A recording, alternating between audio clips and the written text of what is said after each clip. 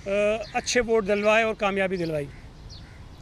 मैं कुछ चीज़ें आपसे शेयर करूंगा और ये इस बात को साबित करेंगी कि कराची में जो हम बार बार कहते हैं कि पाकिस्तान पीपल्स पार्टी को लोगों में पजीराई मिल रही है, उसका एक वाज़ेह सबूत है। कल कराची के 6 कैंटोनमेंट बोर्ड्स में इंतखाबात हुए। उन 6 कैंटोनमेंट बोर्ड्स में Clifton cantonment board, Karachi cantonment board, Malir cantonment board, Faisal cantonment board, Korangi creek cantonment board और मनोरा कैंटोनमेंट बोर्ड शामिल हैं। और इन 6 कैंटोनमेंट बोर्ड्स में से सबसे अहम और सबसे बड़ा जो कैंटोनमेंट बोर्ड है वो क्लिफ्टन कैंटोनमेंट बोर्ड है। इस क्लिफ्टन कैंटोनमेंट बोर्ड में कुल 10 वार्ड्स हैं, 10 नशिस्तें हैं और ये रवायती तौर पर पीटीआई का एक स्ट्रॉन्ग होल्ड जाना जाता है, समझा जाता है। यहाँ से पीटीआई के एमएनए भी और एमपीए भी 2013 में भी जीते और 2018 में भी जीते। और ये क्लिफ्टन कैंटोनमेंट बोर्ड NA 247 जहाँ से सदर पाकिस्तान आरिफ अलवी मुंतखब हुए और PS 111 जहाँ से गवर्नर सिंध इमरान इस्माइल मुंतखब हुए, उनके हलकों में आता है। ये उन हलकों में आता है क्लिफ्टन कैंटोनमेंट बोर्ड और कराची कैंटोनमेंट बोर्ड भी उसी में आता है। तो मैं अगर आपके सामने सिर्फ इन क्लिफ्टन कैंटोनमेंट बोर्ड की तफसील रखूँगा और फिर थोड़ा सा आगे मैं चला जाऊँगा। जो 10 वार्ड्स हैं उनमें पाकिस्तान पीपल्स पार्टी ने 4 वार्ड्स में कामयाबी हासिल की है। पीटीआई ने 2 वार्ड जीते हैं, जमाते इस्लामी ने 2 वार्ड जीते हैं और 2 वार्ड जो हैं वो आज़ाद उम्मीदवारों के पास गए हैं। तो क्लिफ्टन कैंटोनमेंट बोर्ड में जो सिंगल लार्जेस्ट पार्टी है वो पाकिस्तान पीपल्स पार्टी है। अच्छा, अब मैं आपको बताऊं कि कराची में जो वोट पड़ा है 6 कैंटोनमेंट बोर्ड्स के इलेक्शंस में मुख्तलिफ जमातों को, उसमें पहले नंबर पर पाकिस्तान पीपल्स पार्टी है। 6 कैंटोनमेंट बोर्ड्स में होने वाले इंतखाबात में पीपल्स पार्टी के 39 कैंडिडेट्स थे और पाकिस्तान पीपल्स पार्टी ने 22,135 वोट लिए हैं। और ये हो सकता है थोड़े से ज़्यादा होंगे, अभी उसको हम दोबारा रिकैलकुलेट कर रहे हैं, लेकिन 22,135, 22,000 से ज़ायद वोट पाकिस्तान पीपल्स पार्टी ने लिए हैं। पीटीआई के 42 कैंडिडेट थे, ये जहन में रखें कि पीटीआई के 42 उम्मीदवार थे और उन्होंने 19,483 वोट लिए हैं। वो पाकिस्तान पीपल्स पार्टी से पीछे हैं। कैंडिडेट उनके ज़्यादा थे, वोट उनके पाकिस्तान पीपल्स पार्टी से कम हैं। तीसरे नंबर पर जमाते इस्लामी है जिसने 16,422 वोट लिए हैं और चौथे नंबर पर माशाल्लाह मुत्तहिदा कौमी मूवमेंट है जिसने 10,790 वोट जो हैं वो लिए हैं। जी, नंबर ऑफ वोट्स बताऊं, 22,135 पीपल्स पार्टी। ये थोड़े बहुत 19-20 हो सकते हैं, वो मैं आपको दोबारा रिकन्फर्म कर, लेकिन लगभग इतने ही होंगे, 50 वोटों का फ़र्क हो सकता है। 22,135 peoples party, 39 PTI 19,483 42 candidates, Jamaat Islami 16,422 और MQM 10,790। जो क्लिफ्टन कैंटोनमेंट बोर्ड है, जो सबसे बड़ा कैंटोनमेंट बोर्ड है, पीटीआई का गढ़ जाना जाता है, इस क्लिफ्टन कैंटोनमेंट बोर्ड में पाकिस्तान पीपल्स पार्टी ने वोट लिए हैं 9,331। 9,331 वोट पाकिस्तान पीपल्स पार्टी के हैं। जमात इस्लामी दूसरे नंबर पर है 6,254 वोटों के साथ। 6,254 Jamaat Islami Clifton cantonment board second position पर है। 9,331 पाकिस्तान पीपल्स पार्टी। और पीटीआई माशाल्लाह जिसका ये गढ़ है, जो समझते हैं कि ये उन्हीं का इलाका है, वो तीसरे नंबर पर हैं और उनके वोट हैं 5079। पीटीआई ने 5079 वोट लिए हैं 5079 क्लिफ्टन कैंटोनमेंट बोर्ड से। और आपको एक इंटरेस्टिंग चीज़ बताऊं, पाकिस्तान पीपल्स पार्टी के 4 कैंडिडेट कामयाब हुए हैं। जो वार्ड 1 से हमारा कैंडिडेट जीता है उसके वोट हैं 2917। जो वार्ड 2 से हमारा कैंडिडेट जीता है उसके वोट हैं 2307।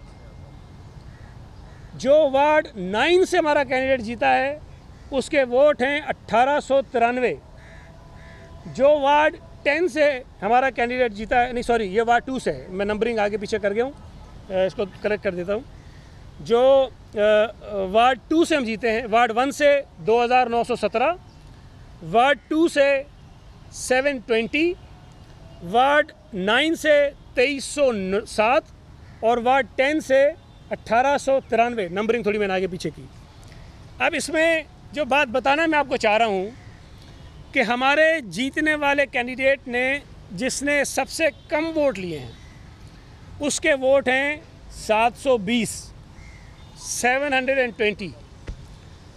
और पीटीआई के जो 2 उम्मीदवार कामयाब हुए हैं यहाँ से क्लिफ्टन कैंटोनमेंट बोर्ड से, उसमें वार्ड 4 से जो जीते हैं, जिसके सबसे ज़्यादा वोट हैं जीतने वालों में पीटीआई के, उसके वोट हैं 501।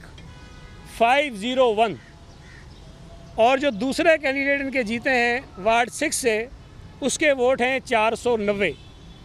तो जो इनका कैंडिडेट जीता है, जिसने हाईएस्ट वोट लिया है, उसके वोट पीपल्स पार्टी के जो नंबर 4 में जीतने वाला कैंडिडेट है उससे भी कम है।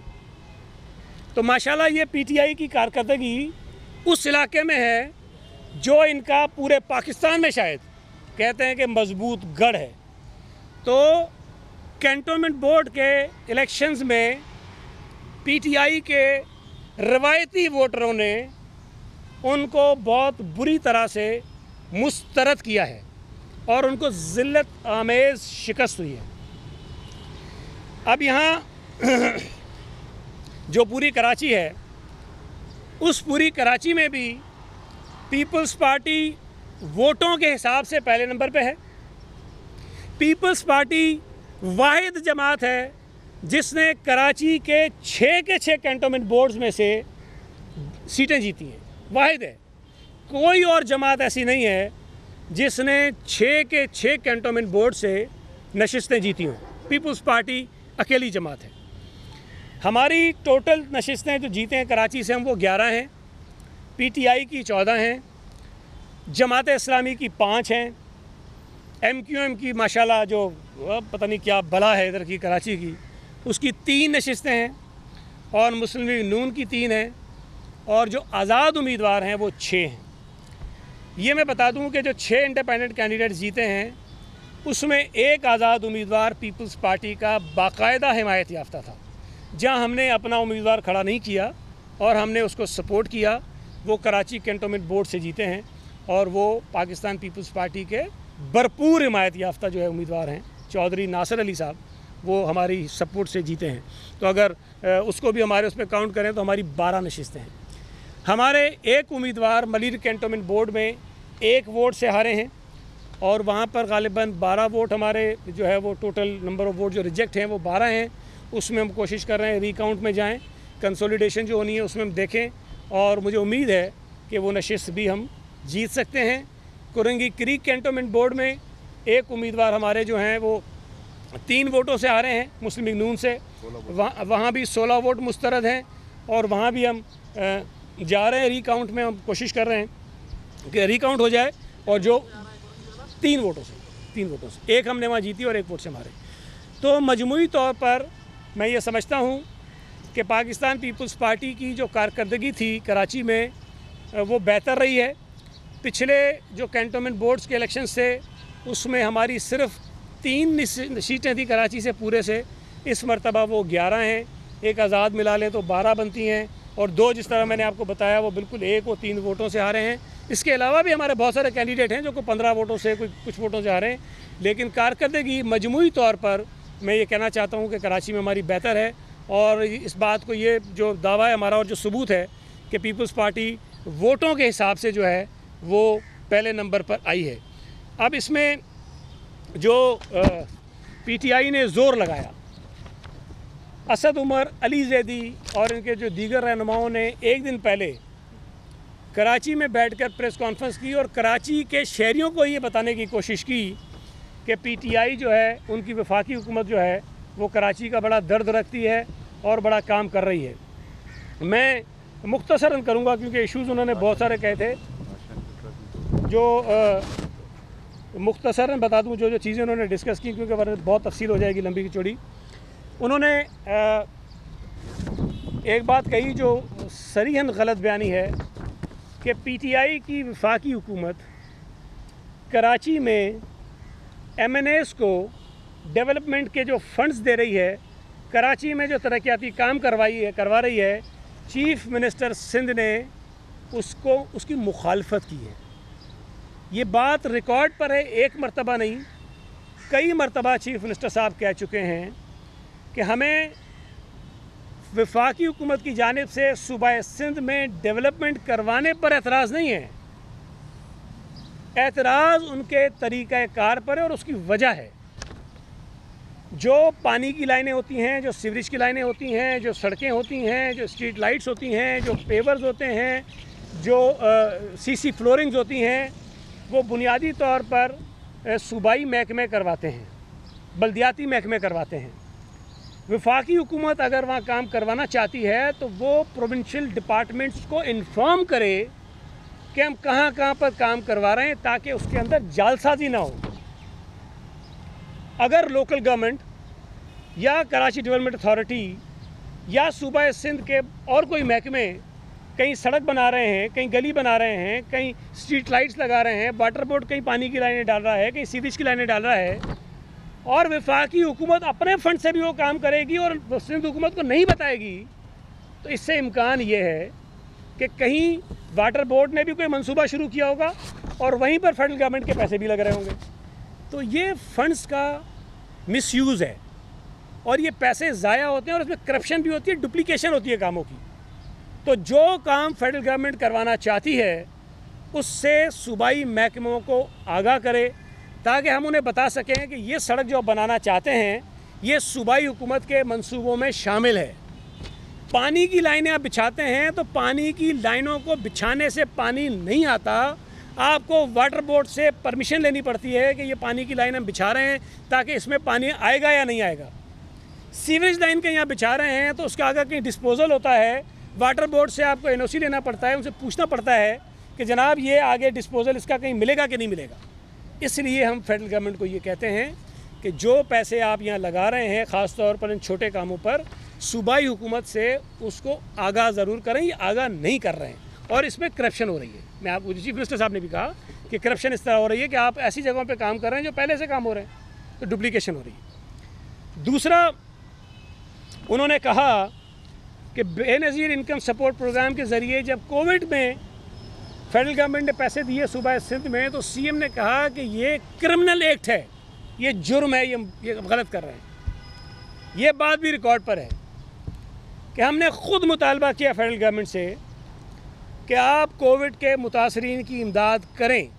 एतराज़ हमारा किस पे था कि जब लॉकडाउन था, जब मजमे पर पाबंदी थी, तो फेडरल गवर्नमेंट ने मुख्तलिफ़ स्कूलों में मुख्तलिफ़ मकामात पर मराकज़ बनाए और वहाँ हज़ारों लोगों को इकट्ठा किया और वहाँ पर ये पैसे तकसीम किए गए। हम ये कह रहे थे कि आपके पास हर उस आदमी का रिकॉर्ड मौजूद है जिसकी आप माली इमदाद कर रहे हैं, आप ये पैसे उनके अकाउंट्स में भेजें।